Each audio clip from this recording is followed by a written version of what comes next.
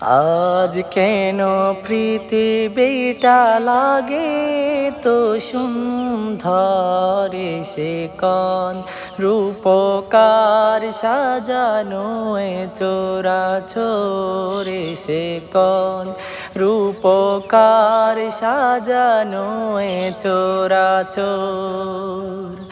আজ কেন পৃথিবীটা লাগে তো সুন্দর, সে কোন রূপকার সাজানো এ চরাচরে, সে কোন রূপকার সাজানো এ চরাচর।